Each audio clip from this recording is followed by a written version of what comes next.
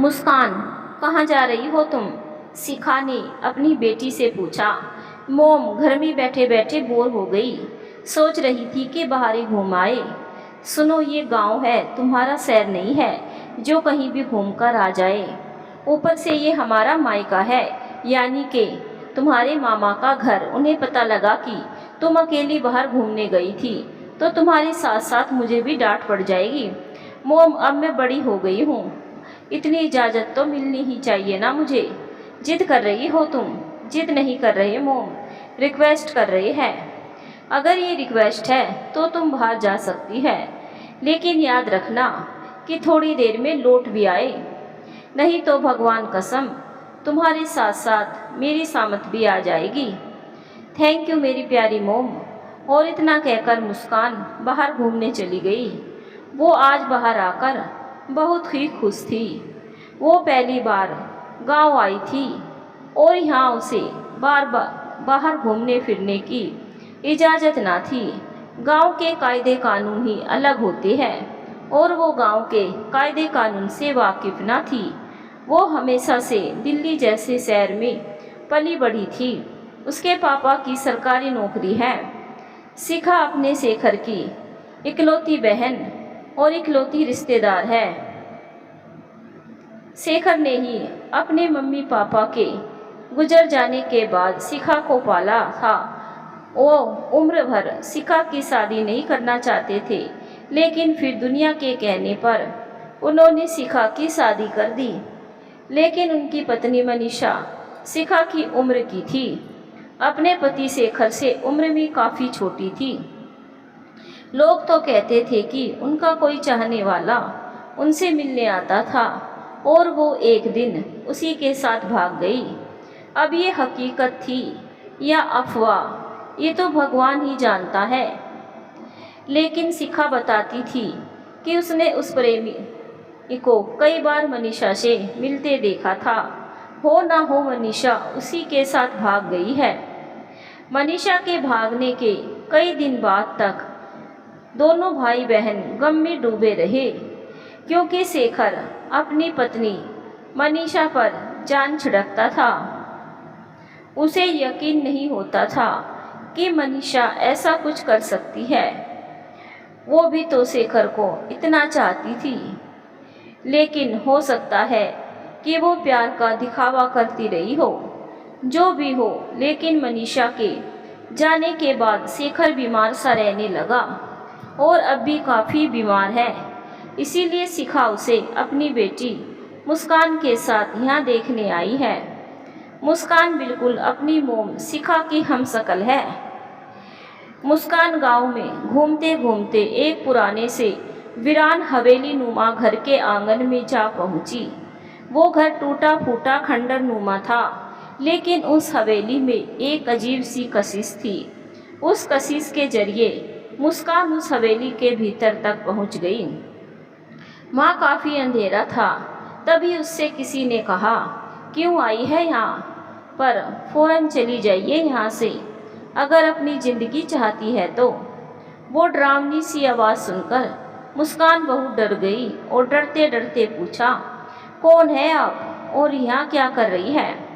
हम जो भी है, आपको उससे कोई सरोकार नहीं होना चाहिए, लेकिन आप यहाँ से फ़ौरन चली जाइए। वो आवाज़ फिर से गूंजी। ये सुनकर मुस्कान डर गई और फ़ौरन वहाँ से चली आई। उसने घर आकर ये बात अपनी मोम शिखा से कही। शिखा ने जब ये सुना तो डर की वजह से उसके माथे पर पसीना आ गया और वो बेहोश होकर फर्श पर गिर पड़ी। ये देखकर मुस्कान को कुछ समझ नहीं आया कि उसकी मोम के बेहोश होने की वजह क्या है, और वो पानी लेने भागी। फिर उसने शिखा के चेहरे पर पानी छिड़का और तब शिखा को होश आ गया। होश में आते ही शिखा ने मुस्कान को हिदायत दी कि आज के बाद तुम उस पुरानी खंडर नुमा हवेली में कभी नहीं जाओगे। मुझे वो हवेली पसंद आई तो मैं वहाँ चली गई। आज तो तुम गलती से वहाँ चली गई, लेकिन आइंदा ऐसा कभी ना हो, ये ख्याल रखना। लेकिन क्यों मोम? मुझे नहीं मालूम, बस ऐसे ही सालों से वहाँ कोई नहीं जाता। तभी बाहर से शेखर घर के भीतर आकर बोले, क्या बहस चल रही है माँ बेटी में, जरा हम भी जाने। कुछ नहीं भैया, बस ऐसे ही मुस्कान बाहर घूमने की जिद कर रही थी। छोड़ो इसे, आप अपनी बताए, क्या कहा शहर के डॉक्टर ने, कोई फिक्र की बात तो नहीं? शिखा बोली, पुराना मर्ज है, आसानी से थोड़े जाएगा, लगता है अब तो ये हमारी जान लेकर ही रहेगा। ये कैसी बातें कर रहे हैं भाई आप, मरे आपके दुश्मन, ये मुआ कौन सा मर्ज है जो छूटता ही नहीं? शिखा ने पूछा। जिनके पास हम जाते हैं ना डॉक्टर के पास, वो हमारे पुराने हमदर्द निखिल साहब, वो तो मुझे कुछ बताते ही नहीं, खुद ही डॉक्टर के पास रिपोर्ट दिखा लाते हैं और बाहर आकर हमसे कहते हैं कि सब ठीक है, बस भगवान का शुक्र है जो आपकी तबीयत अभी संभली हुई है। लेकिन हमें पता है ना कि हमें कौन सा मर्द सता रहा है, शेखर बोला। शेखर भैया, जरा हम भी तो सुने कि आपकी तकलीफ क्या है? शिखा ने पूछा। बस वही मनीषा का हमसे दगाबाजी करना बर्दाश्त नहीं हो रहा सालों से। अरे वो हमारी पत्नी थी, हमारे दिल का सुकून और आँखों का नूर थी। अगर उनका कोई पुराना आशिक था तो हमसे कहती, भगवान कसम हम खुशी खुशी उनको तलाक दे देते, लेकिन बिना किसी खबर के घर से भाग जाना, ये कहाँ की शराफत हुई भला? शेखर ने कहा। आप उनकी बातें क्यों लेकर बैठ जाते हैं भैया?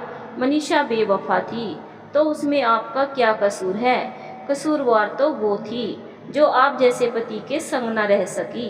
शिखा बोली, लेकिन हमारा दिल गवारा नहीं करता कि उन्होंने हमारे संग ऐसा किया है। शेखर बोला, उन्हें आपकी कद्र ही नहीं थी, इसीलिए तो भाग गई अपने आशिक के साथ। आप उन्हें कुछ भी समझे, लेकिन हम उन्हें अभी तक बेवफा नहीं समझते। जैसी आपकी मर्जी, शाम होने को आई है, मैं रात के खाने की तैयारी कर लेती हूँ। और ये कहकर शिखा किचन में चली गई, लेकिन उसका मन भी खाना बनाने में नहीं लगा और वो भी खिड़की के पास खड़े होकर मनीषा के बारे में सोचने लगी। मनीषा खिड़की पर खड़े होकर यूं ही सोच रही थी, तभी मुस्कान उसके पास आकर बोली, क्या हुआ मोम, आप क्या सोच रही है? सब ठीक तो है? हाँ सब ठीक है, यूं ही भैया की तबीयत का ख्याल आ गया, कितने सालों से बीमार है, बीमारी भी पकड़ में नहीं आता। आप इतना क्यों घबराती है? ईश्वर के आशीर्वाद से मामा जी बिल्कुल अच्छे हो जाएंगे, उम्मीद तो यही है, फिर जो भगवान की मर्जी। भगवान की भी यही मर्जी है कि मामा जी जल्दी से अच्छे हो जाए। तुम्हारी प्रार्थना भगवान जरूर सुने। अच्छा ये बताओ मोम कि खाने में क्या बना रही हो? हमें तो भूख लग रही है। भैया का तो फरेजी खाना चल रहा है, उनके लिए तो वही बनाना पड़ेगा, लेकिन तुम्हारे लिए मैं कुछ अच्छा सा बना देती हूँ। थैंक यू मोम, मैं जब तक कुछ पढ़ लेती हूँ। और इतना कहकर मुस्कान दूसरे कमरे में चली गई। लेकिन शिखा अब भी बेचैन थी, कोई तो बात थी जो उसे परेशान कर रही थी। लेकिन फिर मन मारकर वो खाना बनाने में तल्लीन हो गई। ऐसे ही 1-2 दिन बीते। अब शिखा के आ जाने से शेखर की तबीयत कुछ संभली थी। मुस्कान दिन भर घर में बैठे बैठे उकता गई थी, इसीलिए उसने शिखा से बाहर जाने के लिए पूछा, मोम हम बाहर चले जाए? नहीं, तुम बिल्कुल भी बाहर नहीं जाओगी। मगर क्यों मोम, तुम उल्टी सीधी जगह चली जाती हो। उस दिन मैं कितना घबरा गई थी, अब ऐसा नहीं होगा मोम, हमें तुम पर यकीन नहीं। इतनी बेरुखी अच्छी नहीं मोम, तुम्हारा दिमाग खराब हो गया है, ये कैसी बदजुबानी कर रही हो तुम? दोनों की बातें शेखर दूसरे कमरे से सुन रहे थे, तो वे बोले, क्या हुआ शिखा, आप खामाखा इतना क्यों बिगड़ रही है बच्ची पर? ऐसा कुछ नहीं है भैया, ये फालतू की जिद लेकर बैठ गई है। ऐसी भी क्या जिद है जो तुम पूरी नहीं कर रही हो? कुछ नहीं भैया, बस बाहर घूमने जाना चाहती है तो जाने दो ना। ये ना जाने कहाँ कहाँ घूमने चली जाती है। अब न जाएगी, मैं बोल देता हूँ। जैसी आपकी मर्जी, हमें क्या। और फिर मुस्कान को बाहर जाने की इजाज़त मिल गई, लेकिन काफ़ी हिदायतों के साथ कि वो फिर से उस हवेली की तरफ नहीं जाएगी। मुस्कान ने हाँक भी कह दी। मुस्कान घूमने के लिए बाहर निकल पड़ी, लेकिन कुछ देर घूमने के बाद वो खुद ब खुद उस हवेली के करीब आ पहुंची। उसे कुछ भी पता नहीं चला, ना चाहते हुए भी वो हवेली के सामने थी। तभी उसे पाजेब की घुंघरूओं की आवाज़ सुनाई दी। वो उस तरफ पहुंची, लेकिन वहाँ कोई भी न था। फिर वो आवाज़ दूसरी ओर से आई। मुस्कान उस ओर चली गई, लेकिन वहाँ भी उसे कोई न दिखा। वो हवेली से बाहर आने को हुई तो उसे हवेली के भीतर ही बने एक खंडर नुमा पुराने कुएं से आवाज़ आती हुई सुनाई दी। आप यहाँ फिर से आ गई। आप कौन हैं और हमसे क्या चाहती है? मुस्कान ने पूछा। कुछ नहीं, बस आप यहाँ से चली जाइए, इस आवाज़ ने कहा। लेकिन मैं उस कुएं में झांक कर देखना चाहती हूँ। क्या करोगी तुम वहाँ झांक कर? उस कुएं में बहुत ही झाड़ झंकाड़ उगाए है। तुम देख नहीं रही ये बरगद का पेड़ जो कि कुएं के भीतर से निकला है? उस आवाज़ ने कहा। और फिर मुस्कान वहाँ से आने लगी तो उसे ज़मीन पर पड़ी घुंघरूओं वाली एक पैरों की पायल मिली। उसने वो पायल उठा ली और घर चली आई। घर आकर उसने वो पायल अपनी मोम को दिखाई। वो पायल देखते ही एक बार फिर से शिखा बेहोश हो गई। उस समय शेखर घर पर नहीं थे।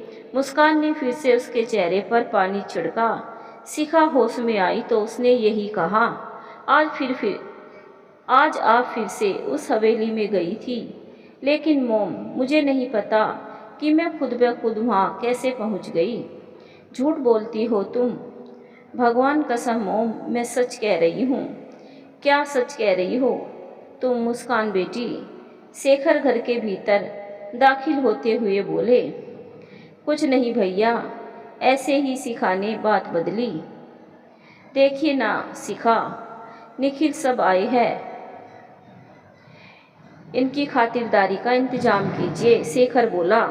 जी अभी करते हैं। इतना कहकर शिखा किचन में चली गई, साथ में मुस्कान को भी ले गई और उनके हाथों से पायल छीनते हुए बोली, ये पायल हमें दीजिए, ये आपको हवेली से मिली है ना?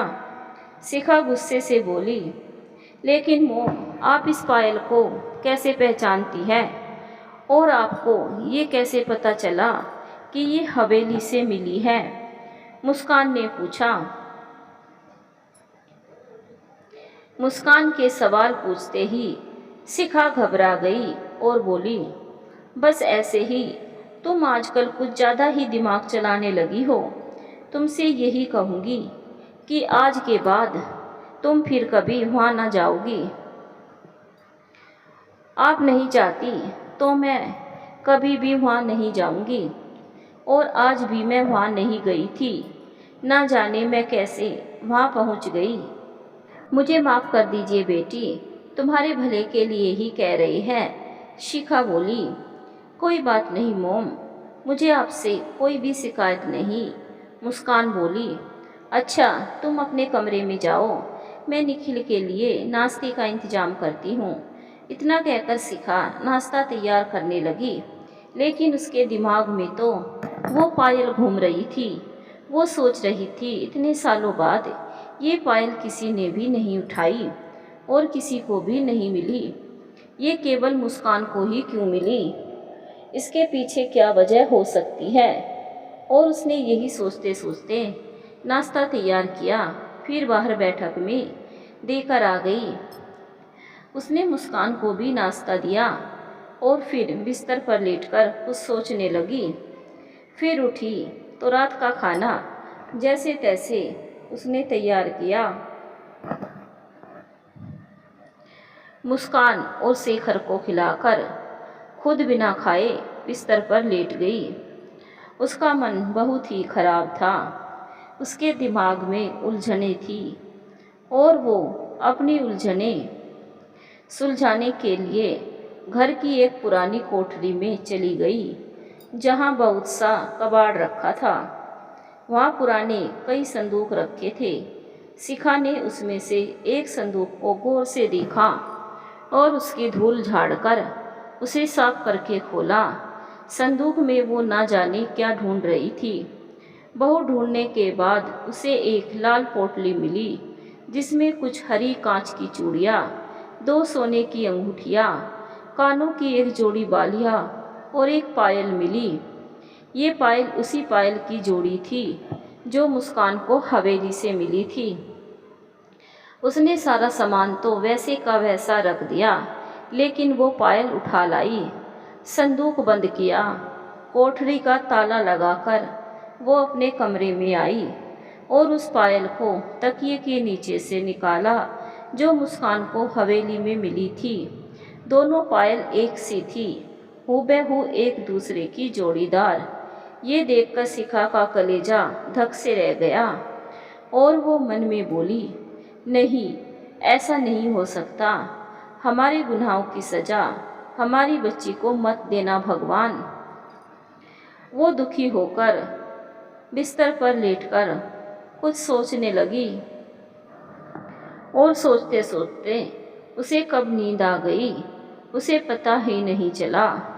लेकिन आधी रात के वक्त उसे किसी ने पुकारा, शिखा दीदी, शिखा दीदी, हम वापस आ गए हैं। चलिए ना, हरी कांच की चूड़ियाँ पहनने चलती है। इतने में शिखा जाग गई। उसने देखा कि वहाँ कोई नहीं था। शायद उसका सपना था। सपना ही होगा, वो भला कैसे लौट सकती है। शिखा की हालत खराब थी। उसके माथे पर पसीने की बूंदें उभर आई थी। कमरे में अंधेरा था। फिर शिखा की नज़र दरवाजे की ओट की तरफ गई। उसने देखा कि वहाँ सफ़ेद लिबाज में एक साया खड़ा हुआ है, लेकिन उसका चेहरा शिखा नहीं देख पा रही थी।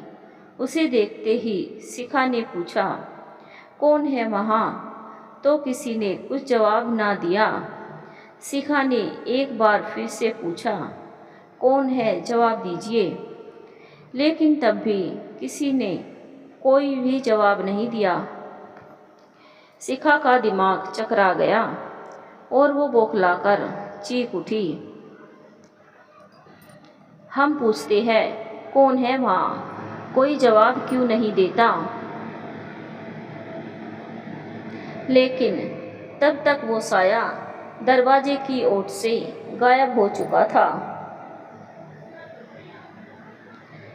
शिखा लंबी सांस लेते हुए बिस्तर पर बैठी ही थी कि बिस्तर के नीचे से किसी ने उसके पैर पकड़े। शिखा ने डरते डरते अपने पैरों की ओर देखा। उसके पैरों को 2 घिनौने हाथों ने पकड़ रखा था। उसने पैर छुड़ाने की कोशिश की, लेकिन उन हाथों की पकड़ बहुत मजबूत थी और वो अपने पैर नहीं छुड़ा सकी। जब उसके पैर नहीं छूटे तो वो ज़ोर से चीखी। उसकी आवाज़ सुनते ही मुस्कान भाग कर आई और शेखर भी जाग पड़े। उन्होंने अपने कमरे से ही पूछा, क्या हुआ शिखा? आप चीखी क्यों? तब तक उसके पैर उन हाथों की जकड़ से छूट चुके थे। तो वो बोली, कुछ नहीं भैया, बुरा ख्वाब था। मुस्कान ने भी यही सवाल किया तो शिखा ने उसे भी वही जवाब दिया। फिर उसने मुस्कान से कहा, मुस्कान, अगर आपको कोई दिक्कत ना हो तो आप हमारे पास ही सो जाए, हमें डर लगता है। जी मोम, हम आपके पास ही सो जाते हैं। और मुस्कान उस रात शिखा के पास ही सो गई। दूसरे दिन सुबह शिखा बड़ी अजीब ही कसम में थी। उसे कुछ भी नहीं सूझ रहा था कि वो क्या करे। दिन भर कुछ ना कुछ सोचती रही। उसका किसी भी काम में दिल नहीं लग रहा था, अपने ही ख्यालों में गुम थी। आखिर वो साया किसका था, वो हाथ किसके थे जिन्होंने हमारे पैरों को जकड़ रखा था। बहुत ही संजीदा हालात थे शिखा के सामने। दिन तो जैसे तैसे गुजर गया, लेकिन फिर से रात हुई। आज शिखा ने नाइट बल्ब की रोशनी कर रखी थी, ताकि रोशनी में वो साया उसे दिख जाए। वो शिखा को फिर से उसी साए का खौफ सताने लगा। रात को उससे खाना भी ना खाया गया और ऐसे ही बिस्तर पर लेट गई। उसे एक अजीब सी खामोशी ने आ घेरा था। वो मन में सोच ही रही थी कि कहीं ये वही तो नहीं जो अपना बदला लेने वापस लौटी हो। लेकिन उनकी तो मृत्यु हो चुकी है, वो वापस कैसे लौट सकती है। ऐसी ही उलझनों के बीच शिखा को कब नींद आ गई, उसे पता ही नहीं चला। करीब आधी रात के वक्त शिखा को फिर किसी ने पुकारा, शिखा दीदी सुनिए ना, शिखा दीदी। शिखा ने अपनी आंखें खोली तो उसके माथे पर कुछ गीला गीला गिरा। उसने अपने हाथ से माथा पोंछा और ऊपर देखा कि आखिर क्या टपक रहा है। देखो तो कोई औरत पंखे पे अपने पैर फंसाकर उल्टी लटकी है और उसके लंबे बालों ने उसके चेहरा ढक रखा है। उसके हाथ नीचे लटक रहे हैं और उसकी उंगलियों से खून रिस रहा है तो टपक टपक कर शिखा के माथे को भिगो रहा था। ये देखते ही शिखा फिर से चीखी और इस बार तो मुस्कान के साथ साथ शेखर भैया भी आ पहुँचे। उन्होंने शिखा से पूछा, क्या हुआ शिखा, कोई परेशानी हो तो कहे, मैं तुम्हारी उलझन को सुलझाने में मदद कर सकता हूँ। तुम्हारा यूँ घड़ी घड़ी डर जाना हमें बेचैन कर रहा है। आप दिल्ली में भी ऐसे ही चीखती थी या केवल यही ऐसा हो रहा है? भैया डरावना सपना देख लिया, शायद उसी का असर है, शिखा बोली। कैसा सपना है जो तुम चीख पड़ती हो? तुम कहो तो मैं डॉक्टर से बात करूं, शायद वो आपको इस डरावनी सपने से मुक्ति दिला सके, शेखर भैया बोले। नहीं भैया, आप मेरी फिक्र ना करें, हम ठीक है, शिखा बोली। आप कहती है तो ठीक है, लेकिन आगे से कोई ऐसी दिक्कत हो तो खुलकर कहिएगा। ठीक है भैया, आप सो जाइए, हम भी अब लेटते हैं। ठीक है तो हम जाते हैं। और इतना कहकर शेखर अपने कमरे में सोने चले गए। फिर मुस्कान बोली, आप कहे तो मोम, मैं आपके साथ लेट जाऊं?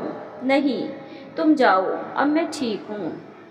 और फिर मुस्कान भी अपने कमरे में चली गई। लेकिन शिखा फिर रात भर सो ना सकी।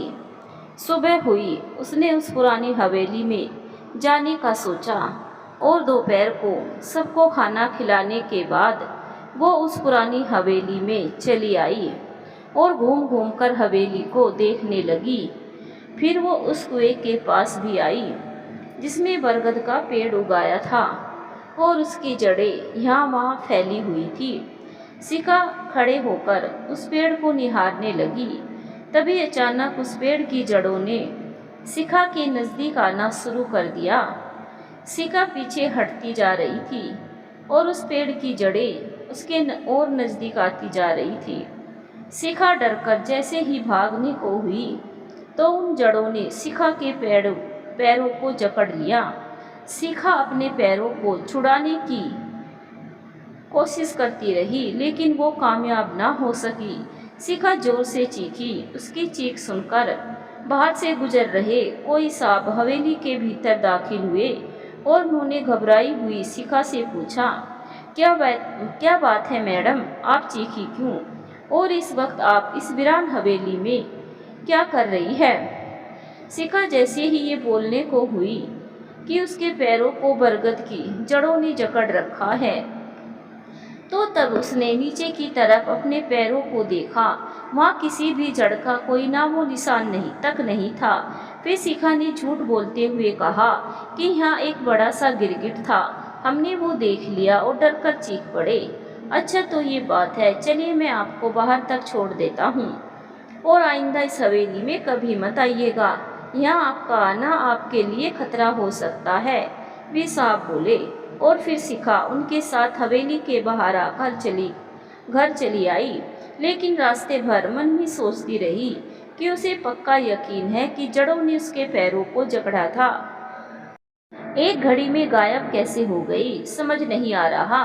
शिखा घर लौटी तो मुस्कान ने पूछा, मोम आप कहाँ गई थी? हमारी एक सहेली रहती है, उनसे मिलने गए थे।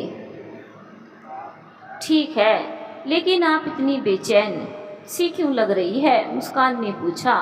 बस कुछ नहीं, सहेली की तबीयत ठीक नहीं, इसीलिए थोड़ी घबराहट सी हो रही है।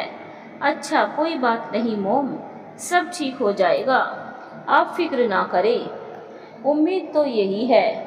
ठीक है, तो आप हाथ पैर धो लीजिए, मैं आपके लिए चाय बना देती हूँ, मेरी प्यारी बच्ची। और इतना कहकर शिखा हाथ मुंह धोने चली गई। फिर शाम हुई और शाम होते ही शिखा के दिल की धड़कनें बढ़ गई। उसने शाम के कुछ काम निपटाए, सब्जी वगैरह काट कर रख दी और फिर किचन की खिड़की पर आकर खड़ी हो गई, जहाँ से नीम का पेड़ दिखाई दे रहा था। उसने नीम के पेड़ पर कुछ लटका हुआ देखा। गौर किया तो कोई पेड़ की टहनी में अपने दोनों पैर फंसाकर झूल रहा है। अब वो उसमें इतनी तेज झूल रहा था कि बिल्कुल चक्कर घिन्नी बन गया था। लेकिन एक पल में वो वहाँ से गायब भी हो गया। शिखा ने सोचा होगा कुछ, लेकिन वो जैसे ही मुड़ी तो वो उसी साए से जा टकराई, लेकिन चीखी नहीं। फिर वो साया एकदम से वहाँ से भी गायब हो गया। अब तो शिखा को काटो तो खून ना निकले। वो एकदम बुत की तरह कुछ पल खड़ी रही, फिर बेहोश होकर जमीन पर गिर पड़ी। इतने में मुस्कान किचन में पानी पीने आई। शिखा को फर्श पर गिरा हुआ देखकर परेशान हो उठी। फिर मुस्कान ने शिखा को हिलाया, लेकिन वो नहीं उठी। पानी भी छिड़का चेहरे पर, लेकिन वो तब भी होश में ना आई। तब मुस्कान घबरा गई। उसने फौरन शेखर को आवाज़ देकर पुकारा, मामा जी देखिए ना, मोम को क्या हुआ है? इनके बदन में कोई हरकत ही नहीं हो रही। क्या कहती है मुस्कान बेटी? शिखा के बदन में हरकत नहीं हो रही, ठीक से देखिए ना, सिर्फ बेहोश हुई होगी। इतना कहते कहते वे किचन में आए। सच में शिखा बेजान सी पड़ी थी। उन्होंने मुस्कान से कहा कि आप उनका ख्याल रखें, हम तब तक डॉक्टर साहब को लेकर आते हैं। मुस्कान ने सबसे पहले चूल्हे पर बन रही सब्जी उतारी और फिर अपनी मोम के पास आकर बैठ गई। कुछ ही देर में शेखर डॉक्टर साहब के साथ घर में दाखिल हुए। शेखर तब डॉक्टर साहब से बोले, ये कई दिनों से ऐसे ही डर जाती है, लेकिन आज तो हद ही हो गई। देखिए ना, बेहोश होकर कैसे फर्श पर गिर गई हैं। हमें तो बहुत ही फिक्र हो रही है इनकी। अगर इन्हें कुछ हो गया तो इनके पति दीपक को हम क्या जवाब देंगे? आप घबराए नहीं शेखर जी, हम देख लेते हैं कि क्या है इनके बेहोश होने की वजह। और इतना कहकर डॉक्टर साहब ने शिखा की नब्ज टटोली, फिर आंखों की पलकें उठाकर देखी और बोले, दिमाग पर ज़्यादा जोर डालने की वजह से बेहोश हुई है। फिर थोड़ी देर में पंडित जी भी आ गए।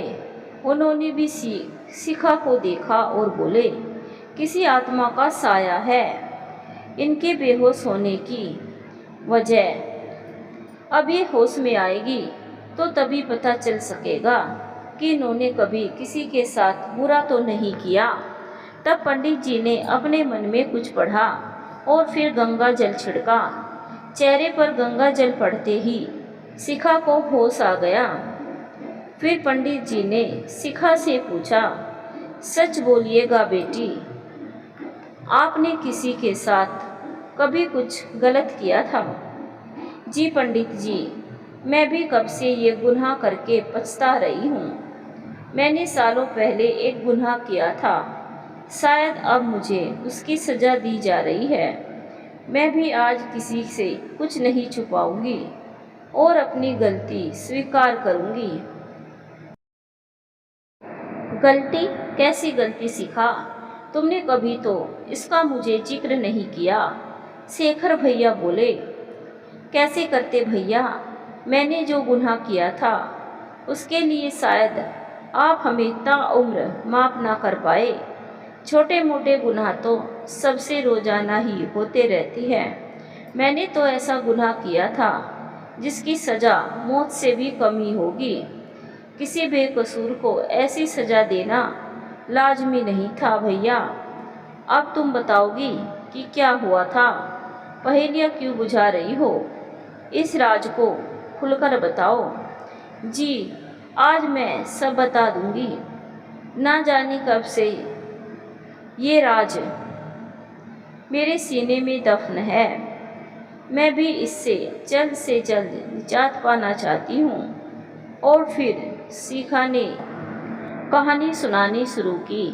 बात उन दिनों की है भैया, जब रिश्तेदारों के ने आपसे शादी करने को कहा। आप शादी करने के लिए राजी ही नहीं थे।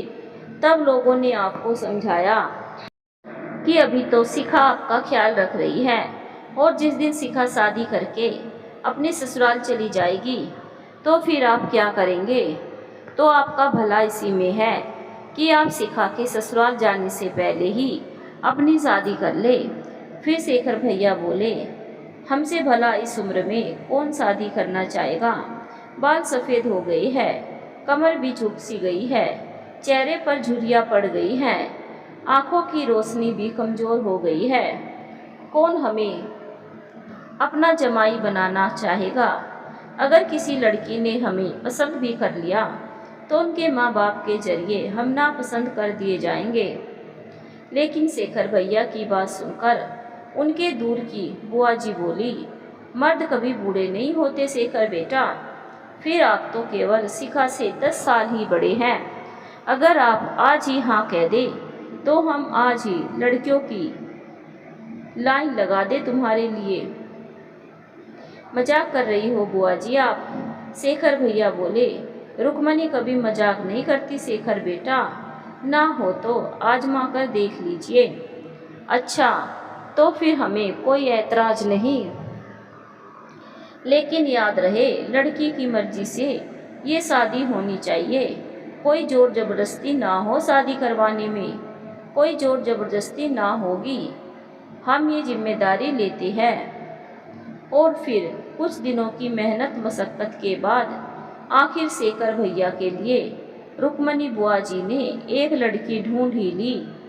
फिर शेखर भैया ने उस लड़की से मिलने की इच्छा जाहिर की बुआ जी के आगे रुक्मणी। लेकिन रुक्मणी बुआ जी ये कहकर टाल गई कि उनके खानदान में ये सब नहीं होता। आप सीधे ही शादी के बाद अपनी पत्नी से मिलिएगा। लेकिन ये बात शेखर भैया को कुछ जची नहीं। उन्होंने एक बार फिर बुआ जी से ये जानने की कोशिश की कि कहीं शादी के लिए लड़की से जोर जबरदस्ती तो नहीं की जा रही।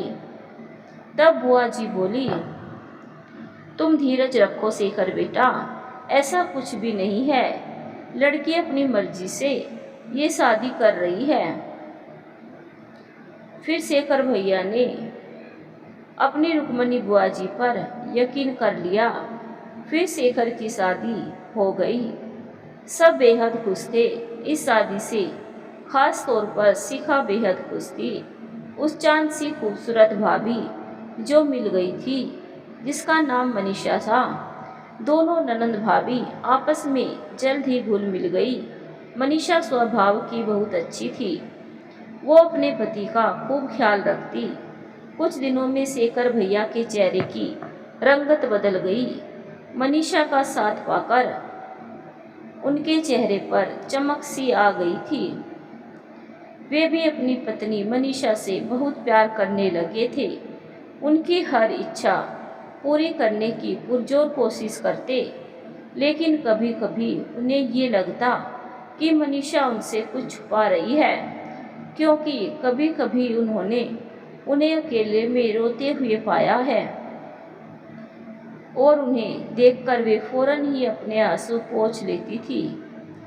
शेखर भैया ने कई बार मनीषा से पूछा भी, लेकिन उन्होंने ये बात शिखा से कही कि मनीषा ने उसे पूछिए कि उन्हें यहाँ कोई परेशानी तो नहीं जो वो अकेले में रोती रहती है। शिखा ने भी मनीषा से पूछा तो मनीषा बोली, सच कोई भी बात नहीं है शिखा दीदी, शायद आप सबको कोई गलतफहमी हो रही है। शिखा ने मनीषा की बात पर यकीन कर लिया और सब मज़े से खुश थे उस घर में। तभी एक दिन रुक्मणी बुआ जी घर आई और शेखर भैया से बोली, मुबारक हो शेखर बेटा, तुम्हारे लिए हम एक खुश खबर लाए हैं। कैसी खुश खबर, जरा हम भी तो सुने। शेखर भैया बोले, अरे शिखा के लिए एक अच्छे घर का रिश्ता मिल गया है। लड़का इंजीनियर है, घर बार भी अच्छा है। हमारी शिखा उस घर में राज करेगी। राज, बुआ जी बोली, ये तो बहुत अच्छी खबर सुनाई आपने। तो फिर देरी किस बात की, आप कल ही अपने फूफा के साथ उनके घर जाकर लड़का देख आइए। अगर पसंद आ जाए तो फिर उनको भी किसी रोज लड़की देखने को घर बुला लीजिए। शेखर भैया को बुआ जी की बात जच गई और वे लड़का देखने चले गए।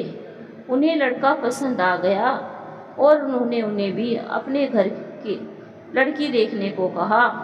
एक दो दिन बाद लड़के वाले शिखा को देखने आ गए, लेकिन लड़का ना आया। शेखर भैया ने लड़के के घर वालों से पूछा कि लड़का क्यों नहीं आया, तो वे बोले कि हमारे यहाँ ऐसा रिवाज नहीं चलता। शेखर भैया ने लड़के के घर वालों का जवाब सुनकर तसल्ली कर ली और फिर शिखा को उन्होंने पसंद कर लिया। शादी भी तय हो गई। शादी तय होते ही खरीदारी शुरू हो गई। शिखा के लिए तरह तरह के गहने और कपड़े बनवाए गए। मनीषा के लिए शेखर भैया ने खास तौर पर अपनी पसंद का एक लहंगा तैयार करवाया, जिसे देखकर मनीषा बहुत खुश हुई। फिर शादी का दिन भी आ गया। दूल्हे को देखकर सब खुश हुए, लेकिन मनीषा उसी दिन से नाखुश सी थी जब से उसने शादी के कार्ड पर आकाश नाम लिखा देखा था। यहाँ पर हम दीपक को आकाश बोल रहे हैं। वो उस दिन कार्ड देखकर कुछ घबरा सी गई थी। फिर जब उसने दूल्हे को देखा तो उसका शक यकीन में बदल गया। फिर आकाश और शिखा की शादी हो गई। शिखा विदा होकर अपने ससुराल चली गई। एक हफ्ते बाद 2 दिनों के लिए शेखर भैया शिखा को ले आए। शिखा अपने ससुराल में बहुत खुश थी। उसके पति भी अच्छे इंसान थे और उसे पसंद भी करते थे। ये सुनकर मनीषा को तसल्ली मिली। फिर 2 दिन के बाद आकाश के पापा आए और शिखा को वापस ले गए। फिर पता चला कि शिखा अपने पति के साथ दिल्ली चली गई है। ये सुनकर शेखर और मनीषा खुश हुए कि चलो शिखा अपने ससुराल में खुश है, चाहने और कमाने वाला पति मिला है, और क्या चाहिए भला। इधर मनीषा की उलझन भी अब दूर हो गई थी कि शिखा खुश है, आकाश उसे चाहते हैं। इधर मनीषा एक दिन बेहोश होकर गिर पड़ी। शेखर ने एक लेडी डॉक्टर को बुलवाया जिनका नाम शिल्पी था। उन्होंने मनीषा को देखा और बोली, मुबारक हो, खुशखबरी है शेखर जी, आपकी पत्नी माँ बनने वाली है। जल्द ही आपके घर के आंगन में किलकारियाँ गूंजने वाली है। ये सुनकर शेखर की खुशी का ठिकाना ना रहा और उस वक्त उनकी जेब में जितने पैसे भी थे वो उन्होंने बख्शिश के तौर पर डॉक्टर शिल्पी को दे दिए। शेखर ने फौरन ये खबर फ़ोन पर शिखा को सुना दी। शिखा का मन भी गांव आने को हुआ और वो अपने पति आकाश के साथ गांव आई। आकाश ज़्यादा दिनों की छुट्टी लेकर नहीं आए थे। उन्होंने 2 दिनों के बाद वापस जाना था। और तभी शाम के वक्त मनीषा और आकाश घर में अकेले थे। शिखा और शेखर आकाश के लिए कुछ खरीदारी करने के लिए गांव के छोटे बाजार से गए थे। वापस लौटते समय शेखर को उनके दोस्त निखिल ने अपने घर बुला लिया और शिखा घर आ गई। तभी उसने आकाश और मनीषा के बीच हो रही बातों को सुना। वो ठिठक गई और बाहरी पर्दे के पीछे खड़ी होकर सुनने लगी। उसे आकाश की आवाज़ सुनाई दी। वो मनीषा से कह रहे थे, हम आपसे बहुत इश्क करते थे मनीषा। मैं नौकरी पर चला गया तो तुमने शादी कर ली। जब मुझे आपकी शादी का पता चला तो मेरा दिल टूट गया। लेकिन वो पहले की बात थी आकाश जी। लेकिन अब हमारे दिल में आपके लिए कोई भी जज्बात नहीं है। अब हम केवल अपने पति को ही चाहते हैं और वो भी हमें अपनी जान से ज़्यादा प्यार करते हैं और हम उन्हें अंधेरे में रखकर धोखा नहीं दे सकते। मनीषा बोली, अब मैं भी आपको भूल चुका हूँ। अब शिखा ही हमारी सब कुछ है। हम आपसे वादा करते हैं कि इस बात का जिक्र अब कभी भी हमारी जुबान पर नहीं आएगा। आकाश बोले, हाँ मैं गरीब घर से थी, तब तो मैंने मजबूरी में शादी कर ली, लेकिन अब ऐसा नहीं है। अब मेरे पति ही मेरे दिल के सुकून और हमारी ज़िंदगी है। ताउम्र मैं उनके साथ ही गुजारना चाहूँगी। मनीषा बोली, जी अब हमारे रास्ते जुदा है। हम अपनी अपनी ज़िंदगी में खुश रहना सीख गए। आकाश बोले, धन्यवाद आकाश जी, हमें आपसे यही उम्मीद थी। मनीषा बोली, ये सुनकर शिखा के गुस्से का पार न रहा, जबकि उन दोनों के बीच ऐसा कुछ भी नहीं था। लेकिन शिखा को ये डर था कि पुरानी मोहब्बत है, कहीं दोनों फिर से एक हो गए तो उसकी तो बसी बसाई गृहस्थी बेकार हो जाएगी। और उसने मनीषा को दुनिया से अलविदा कराने का मन बना लिया। फिर आकाश चला गया और शिखा गांव में ही रुक गई। बोली बाद में जाएगी। तभी एक दिन मनीषा ने शिखा से कहा, शिखा दीदी सावन लग गया है, बाजार जाकर हरी कांच की चूड़ियाँ लाते हैं। शिखा मान गई क्योंकि उसके मन में तो कुछ और ही चल रहा था। वो मनीषा को बाजार ले गई। दोनों ने हरी हरी चूड़ियाँ पहनी और फिर दोनों वापस घर आने लगी। रास्ते में वीरान हवेली मिली तो शिखा ने मनीषा से कहा, चलिए ना भाभी, हवेली का चक्कर लगा कर आते हैं। ना बाबा ना, हमें डर लगता है। मनीषा बोली, अरे चलिए ना, हम तो है साथ में। शिखा बोली और दोनों हवेली में दाखिल हुई। शिखा मनीषा के पीछे चलने लगी। मौका देखकर शिखा ने एक बड़ा सा पत्थर उठाया और मनीषा के सिर के पीछे दे मारा। मनीषा बेहोश हो गई। फिर शिखा ने मनीषा के हाथ की हरी चूड़ियाँ उतार ली, उसके दोनों हाथों की उंगलियों से अंगूठियाँ उतार ली, कान की बालियाँ उतार ली, साथ में पायल भी उतार ली ताकि कोई भी उसे पहचान ना सके। एक पायल गलती से वहीं छूट गई। उस सामान की शिखा ने पोटली बनाई और अपने थैले में रख दी। फिर मनीषा को घसीटकर उसने उस खाली कुएं में फेंक दिया। मनीषा के बेहोश बदन को ढकने के लिए शिखा ने ना जाने कितने बड़े बड़े पत्थर उस कुएं में फेंके और वहाँ मौजूद जितने भी सूखे पत्ते रेत थी उसे बराबर आधे घंटे तक कुएं में डालती रही। और फिर घर आकर उसने ये अफवाह फैला दी कि मनीषा अपने पुराने आशिक के साथ भाग गई है। फिर जब तक वो गांव में रही तो उस हवेली में वो रोज कुएं पर जाकर उसमें सूखे पत्ते और रेत डालती रही ताकि किसी को भी मनीषा के बारे में पता ना चल सके। बाद में उस कुएं के भीतर खुद ब खुद एक बरगद का पेड़ उगाया और उसका गुनाह कभी भी दुनिया के सामने ना आ सका। वो खोई हुई पायल मुस्कान को मिली और पायल को देखकर शिखा को अपने गुनाह याद आ गए। ये सुनकर शेखर रो पड़े और बोले, वो माँ बनने वाली थी शिखा, कुछ तो सोचा होता। मेरी अकल पर इंतकाम का पर्दा पड़ गया था शेखर भैया, लेकिन आपने ऐसा किया ही क्यों? शेखर ये कहते हुए रो पड़े। मुझे माफ़ कर दीजिए भैया, मैं कौन होता हूँ तुमको माफ़ करने वाला? तुम्हारे लिए तो मुनासिब सज़ा मनीषा ही तय करेगी। शेखर बोले, और तभी मनीषा का साया एक बार फिर से सबके सामने आया और वो बोली, शिखा दीदी, आपने अपना गुनाह स्वीकार कर लिया है। अब हम आपको कभी भी कोई नुकसान नहीं पहुंचाएंगे। बस आप हमारे कंकाल का अंतिम संस्कार करवा दीजिए। और इतना कहकर मनीषा वहाँ से चली गई। यही किया गया। शिखा ने पुलिस के सामने अपना गुनाह स्वीकार कर लिया। मनीषा के कंकाल को कुएं से निकलवाया गया। उस पेड़ को भी काटना पड़ा। फिर मनीषा का अंतिम संस्कार किया गया। सबने प्रार्थना की कि मनीषा की आत्मा को शांति मिले। और फिर शिखा को मनीषा का साया कभी नहीं देखा। अब वह शिखा जेल में अपने किए की सजा काट रही है।